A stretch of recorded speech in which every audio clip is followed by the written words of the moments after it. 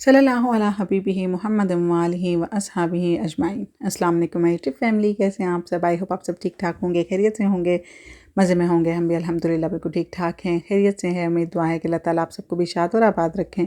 जहाँ आप कदम रखें अल्लाह आपके लिए खैर और आसानी का मामला फरमाए, आमीन सुम आमीन। इसके अलावा जिन जिन बहनों ने मुझे दुआ के लिए बोला है, अल्लाह ताला आप सब की नेक जायज़ हाजात को आफ़ियत के साथ पूरा करें, दिली मुरादों को पूरा करें, परेशानियों को दूर करें, मुश्किलात को आसान करें, आमीन सुम आमीन। जिसकी भी जो खुसूसी दुआ है अल्लाह ताला उन सबको अपनी बारगाह में कबूल करें, आमीन कहना मत भूलिएगा। और शुरू करते हैं अपना प्रॉपरली व्लॉग। मैं लाई थी जनाब लिडल से, मैं तो नहीं गई थी इस दफ़ा, हस्बैंड गए थे तो वो लाए थे। इस दफ़ा मैंने ओट्स मेरे ख़त्म हो गए थे और ओट्स के साथ जनाब मेरे मैंने मूसली, पता नहीं इसको मूसली कहते हैं, मैं इसको हमेशा प्रोनाउंस करना भूल जाती हूँ। तो इसको मैंने मंगवाया हुआ था क्योंकि मैं ओट्स और ये मिक्स करके खाती हूँ। इसमें काफ़ी ज़्यादा ड्राई फ्रूट्स होते हैं, शुगर वगैरह मैं यूज़ नहीं करती हूँ।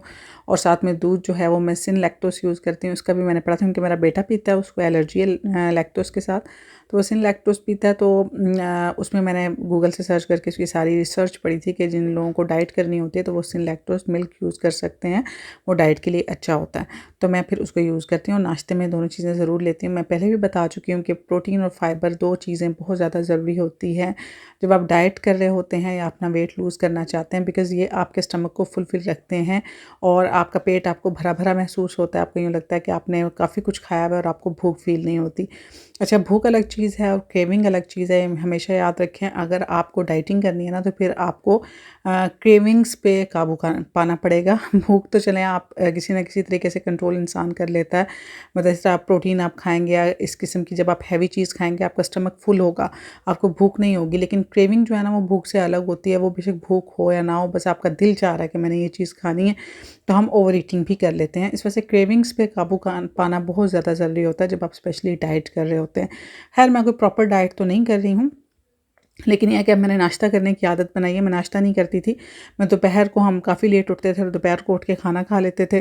मतलब 2 ढाई बजे हम उठते थे और वही हमारा नाश्ता होता था। उसी टाइम मैं तो, मेरे हस्बैंड तो अभी भी खाते हैं, तो मैं भी उसी टाइम में पराठा शराठा खा के, तो रात तक वो इतना हैवी हैवी सा लगता था ना और हज़म भी नहीं होता था। तो फिर इस वजह से मैंने अब ये रूटीन बनाई है कि पराठा तो मैंने वैसे ही छोड़ दिया और सुबह मैं ये ले लेती हूँ। बच्चे जब स्कूल जाते हैं साथ में मैं अपना नाश्ता कर लेती हूँ और दोपहर में उठ के मैं छोटा सा एक वो चपाती सी बनाती हूँ, वो खा लेती हूँ हस्बैंड के साथ। शाम को कुछ हल्का फुल्का और रात को फिर छोटी सी चपाती बस।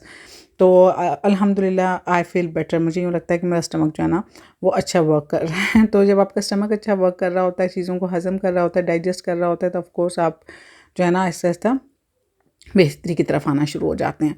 जनाब, ये बातें तो होती रहती हैं और मैं अभी ओट्स बना ली हैं, मैं खाऊँगी ओट्स प्लस जो कुछ भी था, तो उन दोनों चीज़ों को मिक्स करके तो मैं लगी हूँ इसको खाने और बहुत मज़े का होता है। शुगर वगैरह मैं यूज़ नहीं करती इसमें।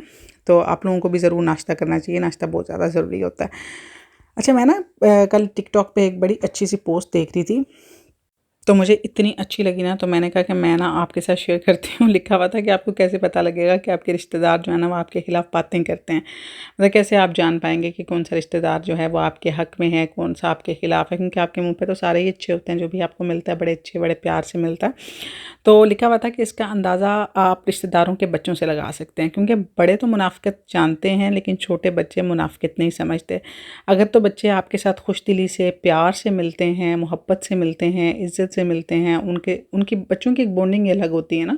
तो अगर तो उनके लहजे में इस तरह की कोई बात नहीं है तो समझें कि सब कुछ ठीक है। लेकिन अगर बच्चों के लहजे में तुर्शी हो, बच्चा आपसे खुश अखलाक़ी से ना मिले, खुशदिली से ना मिले, एक फ्रैंकनेस के साथ ना मिले, एक तकल्लुफ़ रख के मिले, एक फ़ासला रख के मिले, तो समझ जाएँ कि उस घर में आपके ख़िलाफ़ बातें हो रही हैं। और ये बात मेरे दिल को इतनी लगी और ये बात वाक़ई ही ठीक है। आप ये देखें कि आजकल के बच्चों में वो वाली रिस्पेक्ट ही नहीं रही। हम लोग, मुझे अभी तक याद है, हम छोटे होते थे ना तो हमारे अम्मा पापा ने घर में कोई बात करनी होती थी ना, तो हम बैठे होते थे तो अम्मी फ़ौरन से कहती थी चलो उठो, बड़ों की बातें, निकलो बाहर कमरे से। और हमें इतनी कोई वो होती थी ना कि पता नहीं कौन सी उन्होंने बात करनी होती है। लेकिन अम्मी अब्बू हमें कमरे से बाहर निकाल देते थे, आपस में जो भी है जितनी भी बातें। आप यकीन करें कि हम लोग बड़े हो गए थे और बड़े होने तक हमें नहीं पता था कि हमारी फैमिली में क्या इख्तलाफात हैं। हमें हमारे चाचू, हमारी चाचियाँ, हम सब के लिए मतलब हमें लगता था कि ये ही हमारे अपने हैं, और इतनी मोहब्बत इतना प्यार होता था दिल में।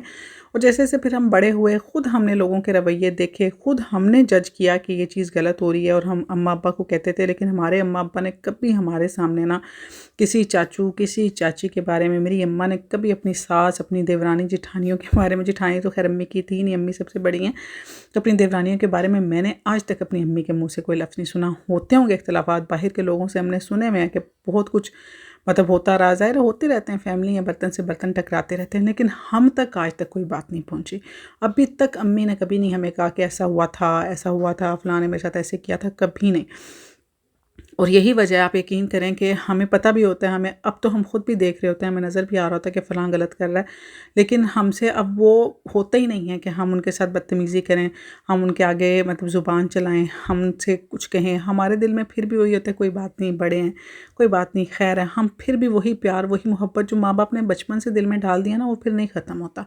अगर बचपन से ही एक दूसरे के ख़िलाफ़ बातें और एक दूसरे के बारे में यही बच्चों के सामने कि फ़लाँ ने मेरे साथ ऐसे कर दिया, फ़लाँ ने मेरे साथ इंसाफ़ नहीं किया, फ़लाँ ने मेरा यहाँ पे हक मारा, फ़लाँ ने मुझे ये किया, जब आप ये शुरू से बच्चों के ज़हन में डालते हैं ना, तो फिर वो एक दुश्मनी वाली सूरत इख्तियार करना शुरू हो जाते हैं। बच्चे जो है ना, फिर उस इंसान से, बच्चों के लिए माँ बाप जो होते हैं ना, वो उनके फेवरेट होते हैं, वो उनके हीरोज़ होते हैं, वो उनका सब कुछ होते हैं।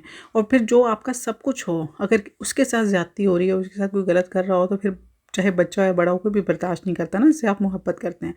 तो बच्चे जब देखते हैं कि किसी दूसरे इंसान की वजह से उसके अम्मा अब्बा रो रहे हैं, किसी दूसरे इंसान की वजह से उनके अम्मा अब्बा के साथ ये हो रहा है या वो हो रहा है, या उनको ज़हनी टेंशन हो रही है, कोफ्त हो रही है, और जब आप बार बार बच्चों के सामने इस चीज़ का इजहार करते हैं, तो ऑफ कोर्स आपके बच्चे जो हैं उस इंसान से मुतनफ़्फ़र होना शुरू हो जाते हैं। बच्चे कभी भी अपना एटीट्यूड छुपा नहीं सकते, मतलब बच्चों को एक्टिंग नहीं आती। बच्चे जो पीछे होते हैं वही सामने होते हैं। तो अगर बच्चों को कोई चीज़ बुरी लग रही है, तो उनके एक्सप्रेशन बता रहे होते हैं कि दे डोंट लाइक दिस। अगर उनको कोई इंसान बुरा लग रहा है, तो वो भी उनके मुँह पे नज़र आ रहा होता है कि ये इस इंसान को पसंद नहीं करे, इसके पास ये कंफर्टेबल नहीं है। तो जब आपको ऐसा फ़ील होता है ना, और मैंने बहुत से ऐसे बच्चे देखे हैं। अब जब मैंने कल ये पोस्ट पढ़ी ना, तो मेरी तरह आपके ज़हन में भी बहुत सारे ऐसे आए होंगे कि फ़ौरन से ना एक स्केच सा बनना शुरू हो जाता है, वो ठीक है, फिर ये होगा। तो ये होता है, और मैं खुद भी इस चीज़ को नोटिस करती हूँ कि ये होता है। और मैं खुद अपनी कोई तारीफ़ नहीं करती, लेकिन मैं ये कहती हूँ कि मैं और मेरे हस्बैंड बहुत कम डिस्कस करते हैं घर में, बहुत कम। मैंने अपनी अम्मा से सीखा हुआ, सीधी-सी बात है। मैंने अपनी अम्मी अब्बू को देखा है कि घर में बड़ों की जो बातें होती हैं ना, वो बड़ों तक की महदूद होनी चाहिए, बच्चों को इजाज़त नहीं। हम ये कहते हैं, बच्चों के सामने हम बातें करते रहते हैं, फिर कहते हैं नहीं-नहीं, तुमने उनकी इज़्ज़त करनी है, तुमने उनको कुछ नहीं कहना, तुमने उनके आगे ज़ुबान नहीं चलानी, वो तुम्हारे बड़े हैं, फिर कोई फ़ायदा नहीं होता। जब आप एक दफ़ा बच्चों के ज़हन में डाल देते हैं ना, मैंने कहा है ना कि बच्चे माँ-बाप से प्यार करते हैं, उनके माँ-बाप उनके लिए सब कुछ होते हैं। जब आप बच्चों के सामने एक दफ़ा रोना रो देते हैं, शिकायतें कर, उसके बाद आप कह भी लें बच्चों को कि तुमने इज़्ज़त करनी है, तुम्हें बदतमीज़ी नहीं करनी, तुम्हारा इसके साथ कोई लेना देना नहीं है, ये हमारा मसला है। लेकिन बच्चे फिर उस चीज़ को भूलते नहीं हैं, फिर वो बड़े होने तक बच्चों के अंदर वो चीज़ रहती है, और फिर वो बड़े होने तक उस चीज़ को अपने साथ लेके चलते हैं, और फिर कभी भी वो बॉन्डिंग बन ही नहीं पाती, वो प्यार मोहब्बत बन ही नहीं पाता जो कि बनना चाहिए। तो इस वजह से मेरा ख़्याल ये है कि बच्चों को इन मामलात से दूर रखना चाहिए। अगर आपको कोई डिस्कशन करनी भी है, तो आप उस वक़्त करें जब आपके बच्चे आपके आस-पास ना हों, या आप कहीं बाहर जाके डिस्कस कर लें किसी ऐसी जगह पे जहाँ आपके बच्चे ना हों।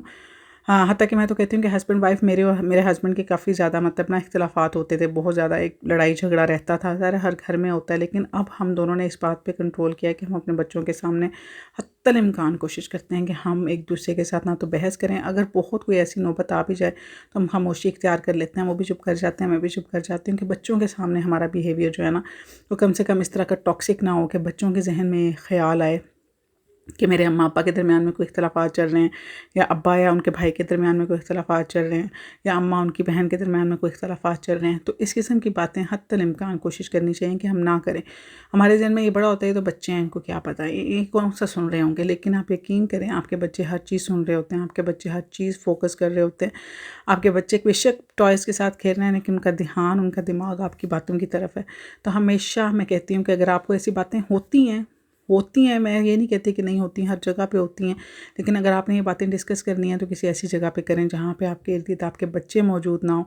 वरना आप लोग तो लड़ झगड़ के मे भी दोबारा सुलह कर लें, लेकिन आपके बच्चों के दिल में जो एक दफ़ा वो आग ही गिरा, तो वो फिर कभी ज़िंदगी भर नहीं खुल सकती। उनके कोई भी जो है ना, बच्चे स्पेशली अपने माँ बाप के साथ हुई हुई ज़्यादतियों को फिर कभी नहीं भूलते, उसको फिर हमेशा वो याद रखते हैं। उसके बाद जनाब एक बड़ी इंपॉर्टेंट चीज़ मैंने आपके साथ शेयर करनी थी। अगर आप लोग इस्तिखारा करना चाहते हैं या कोई भी ऐसी चीज़ जो आप जानना चाहते हैं कि हमारे साथ हम किसी चीज़ के बारे में राय लेना चाहते हैं। एक तो होता है कि इस्तिखारा करने का तरीका कि 2 नफ़ल आपने पढ़ने हैं इस्तिखारा के और उसके बाद आपने दुआ पढ़नी है और आपने सो जाना है।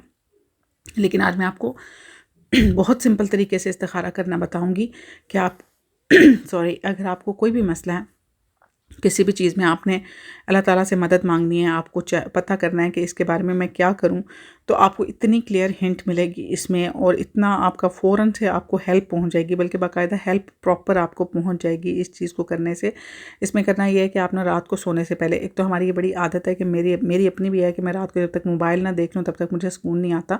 तो आपने ईशा की नमाज़ पढ़ लेनी है। उसके बाद अगर आपका मोबाइल वगैरह देखने का मूड है तो बेशक देखें, लेकिन यह है कि मोबाइल देखने के बाद आपने मोबाइल को साइड पे रखना है, दोबारा से वज़ू कर लें रात को सोने से पहले। और ये आपने तब करना है जब आप बिल्कुल नींद के अंदर हों, आपको लगे कि बस इसके बाद मैंने फ़ौरन सो जाना है। क्योंकि ऐसा होता है कि हम मोबाइल में जो कुछ देख रहे होते हैं ना, वही फिर रात को हमारे दिमाग में चल रहा होता है, तो वो चीज़ें गटमट हो जाती हैं, जो हम जानना चाहते हैं वो भी और जो हम रात को देख के सो रहे होते हैं वो भी। तो आपका दिमाग बिल्कुल खाली होना चाहिए, ब्लैंक। तो जब आप मोबाइल साइड पर रखते हैं, रिलैक्स हो जाएँ, उसके बाद आप वज़ू करें और बेड पर लेट के आपने पढ़नी है सूरह इखलास। ठीक है, सूरह इखलास आपने पढ़नी है 41 टाइम्स। अव्वल आखिर आपने 7-7 दफ़ा दुरूद पाक कोई सा भी आप पढ़ लें और 41 टाइम्स आपने पढ़नी है। उसके बाद आपने 3 दफ़ा अल्लाह ताला से दुआ करनी है। अपनी जो आपका जो भी मसला है उसको आपने 3 दफ़ा, कहते हैं ना कि आप रात को जो चीज़ अपने दिमाग में रिमाइंड करके सोते हैं ना, हत्ता कि आप रात को अगर ये भी रात को सोते हुए बिल्कुल ब्लैंक माइंड के साथ ये सोचें ना कि मैंने सुबह इस टाइम उठना है, तो आपकी उस टाइम आँख खुल जाएगी। तो बस ये है कि आपने रात को बार-बार अपने दिमाग में ये चीज़ दोहरानी है।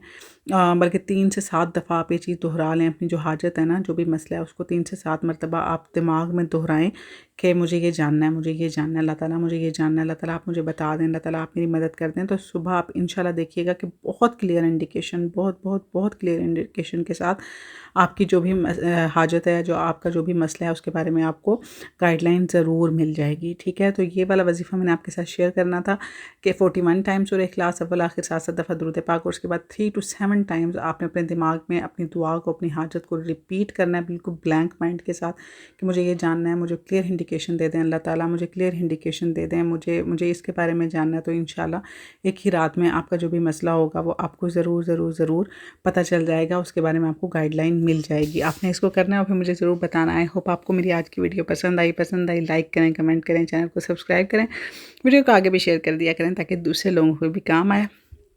रात हो गई थी, हमने पीनी थी चाय। चाय पीने से पहले कुछ मीठा खाना बहुत ज़रूरी है, तो मैं खा रही थी चीनी के बगैर विदाउट शुगर आइसक्रीम।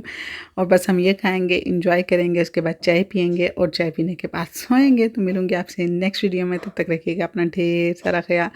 मुझे और मेरी फैमिली को अपनी दुआओं में ज़रूर याद रखा करें और इसी तरह मेरी वीडियोज़ को देखते रहा करें। अल्लाह हाफिज़, बाय बाय।